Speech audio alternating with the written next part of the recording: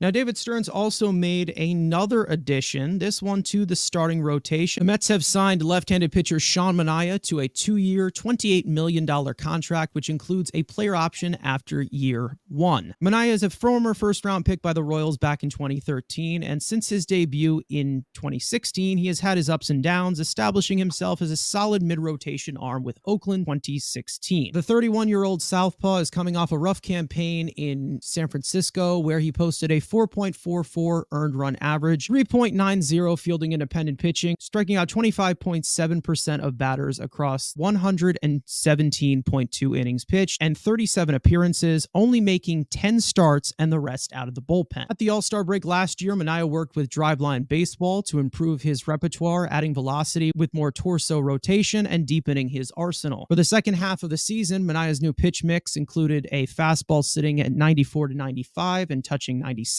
a high-profile gyro slider, and a brand new sweeper in the mid-80s, and a hard changeup with more efficient spin, as well as also adding a brand new splitter, which he has yet to debut. Manaea now joins the Mets rotation that currently consists of Kodai Senga, Jose Quintana, Luis Severino, Adrian Hauser, and the sixth arm possibility of Tyler McGill, Joey Lucchesi, Jose Budo, and David Peterson, who is expected to miss an extended period of time recovering from hip surgery. According to Will Salmon of The Athletic, the Mets are most likely finished adding to their starting rotation, pivoting to the DH and reliever market. Manaea is now the first and only multi-year contract the Mets have given out since David Stearns was hired as the team's president of baseball operations. It's better than Carlos Carrasco. I mean, there's a positive, but again, it's not really saying much. Most pitchers are better than Carlos Carrasco, but it's fine. The ability to opt out, just again, it's kind of a one-year deal, but if he does have another shitty year, he's going to opt back into that deal and take the $14 million next year. So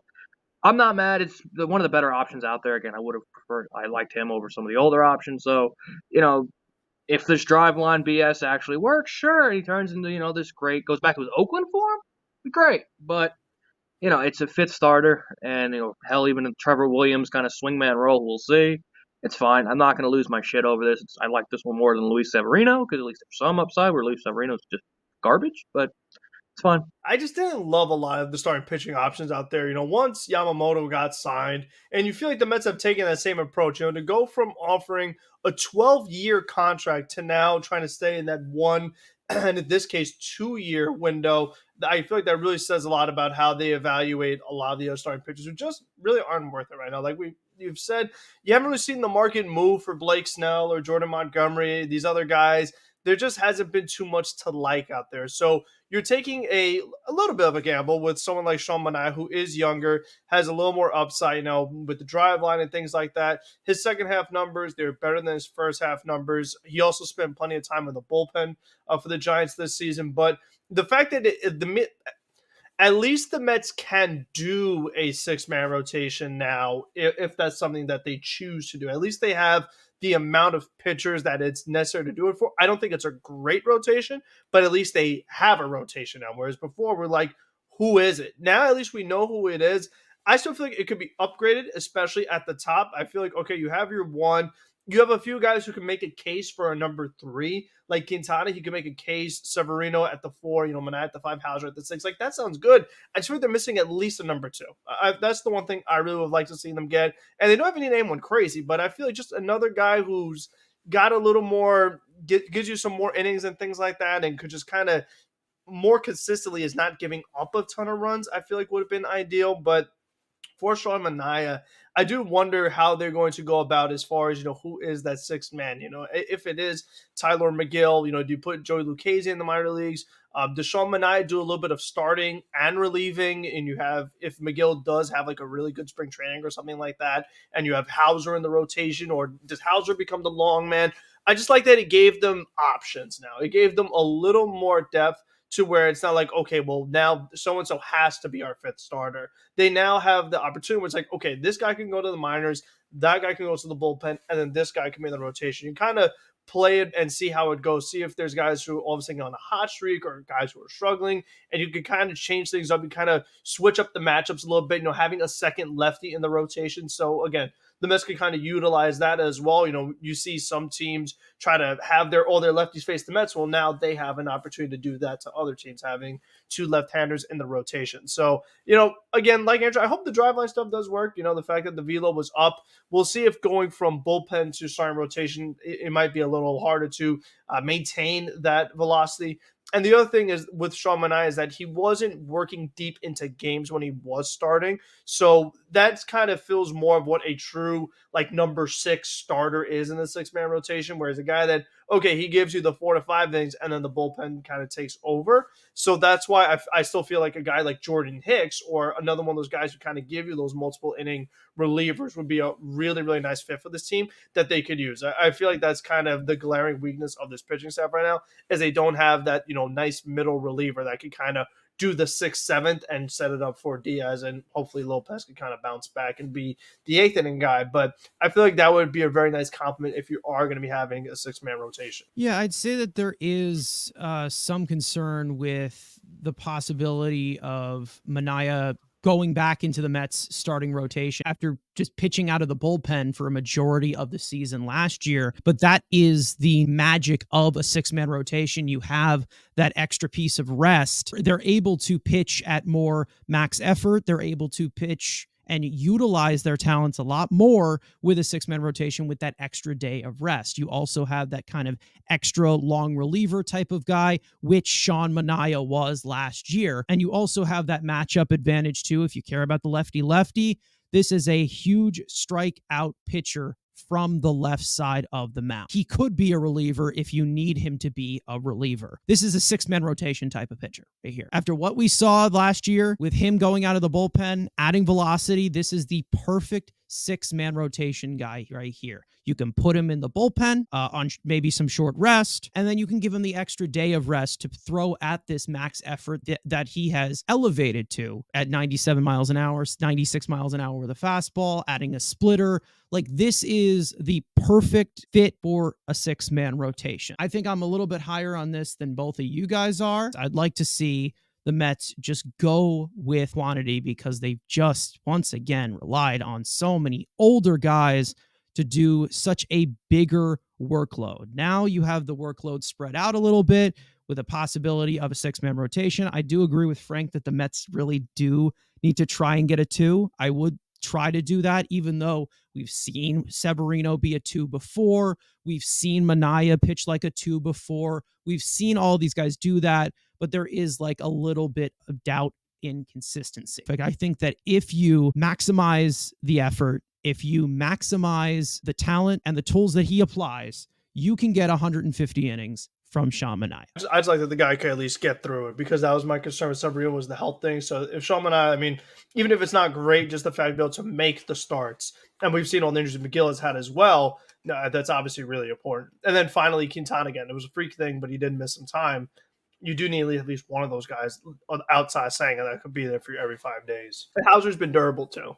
Yeah, durable as well. Yeah, he gives you a lot of innings as well. And that's the thing about a 6-man rotation. You piece together a lot of different situations, and it all just works a lot more fluid than a 5-man rotation. That's just kind of just how it needs to be because of the injuries that you see.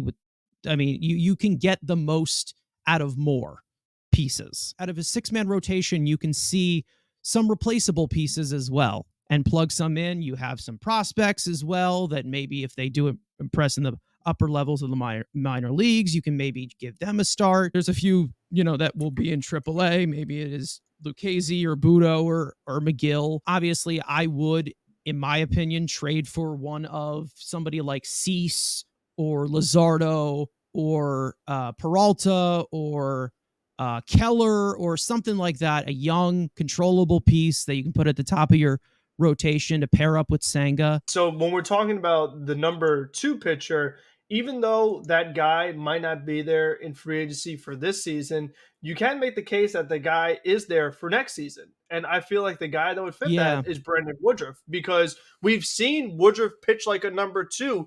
He's out there. You could get him on a deal very similar to what you just gave Sean Manaea AAV-wise. And then next season, let's say Sean Manaea does opt in or whatever, and he had like an okay year. At least you have something that's like, okay, you have Senga, Woodruff, Manaea, and then let's say Hauser, again, it should be relatively cheap. Like you You're can going to kind lose of keep, Quintana too. yeah, free like agency. but again, you kind of fill in another event, but you can make a similar rotation while having a number two at not a number two cost for next season. So that's what I'm saying. You slowly like kind of fill it out and build the arms, and like you just have that upgrade wearing for you. Which again, if Stearns is so into I want to build like another Milwaukee, and you make the trade for House and Tyrone Taylor, it's crazy to me that they haven't gotten Brandon Woodruff, honestly, because like that's literally one of his Milwaukee guys. Unless he feels that his arm is just not gonna recover and he's not gonna be the same guy. He's right there. I just don't think there's going to be really that much mirroring of Milwaukee as people think he's going to. Like, I don't think that Stearns is treating like a small market team. I think that he's just looking at this current situation and understanding the type of predicament that the Mets are in right now. I put this out on Twitter. I said Stearns is literally using his balls instead of just Cohen's money. What Epler did. I mean, he just literally just threw money at every situation, did not provide any depth. That's what he did. Oh, yeah, and it worked out fantastic for you, didn't it? We won 101 Look at your damn payroll. I'll take that again. Yeah, exactly. Let's do it a third time in a row. Because third time's a charm. Exactly. Right now, it's kind of just better to take bets on trying to catch lightning in a bottle right now. Trying to catch, bringing in like these younger pieces that are on the cusp of breaking out, or on the cusp of bouncing back, or on the cusp of staying healthy in a 6-man rotation. I mean, we have gotten reports that the Mets are tied to a guy like Brandon Woodruff, and I'm sure we are going to probably talk about this in depth, like maybe, I don't know, next week or the week after that, because there are still other pieces out there that I'd like to see the Mets pursue. But if they are done here, I'm fine with this. But again, it just has to be more of a system than like you're bringing in like these pieces of known names. I mean, you can't just sign names to sign names. Like, you just can't do that. One other thing to look at is that, throughout this whole off season, the Mets, with them taking this short-term approach with these 1-year contracts, they've kind of built an out for if they want to kind of move on from some of these veterans at the trade deadline, if other teams are contenders and want to build for it. But on the flip side, right now we haven't fully heard Corbin Burns being available, or we haven't really heard too much of Shane Bieber being available. If the Mets play halfway decent, I wonder if they would consider the trade at the trade deadline to get a starting pitcher, to actually get a number two and get you a Freddie Peralta or somebody like that. And then all of a sudden you have that complete rotation actually going into the postseason. Because what I feel is that this rotation, it could get you through a season. I don't feel great about it in the postseason. I feel like they still need that number two that, because it just makes it really hard to win a series, especially even with the lineup that they have. They can't, this lineup cannot bail out the current rotation that they have. While it's okay rotation, it's not playoff count. Yeah, I think that what they're doing is they're just thinking about taking it just like this day by day thing of just trying to get through a season with healthy starters. If you get a good amount of innings from 6 guys, like, it will be fine. But again, like, going into the postseason, if they are competitive, I think that they are going to look at the pitching market to get a legit number two to put behind Kodai Senga in that rotation, obviously. Hopefully you also see Severino or Manaea somehow stick and you get a good 1, 2, 3 after that trade deadline. You also have this scenario where the Mets, maybe they're not good and they're not competing. You have some of these short-term contracts and you can trade them off at the deadline. And then you also can see call up some of your prospects when you're out of the race and see what you got with them. They just want to keep it all flexible for now while they evaluate all the talent they have throughout the organization. And I'm fine with that. I'm fine with them doing that. If they want to put an actual process in place instead of stitching together crap every single year and throwing money at anything that breathes, I'm fine with it.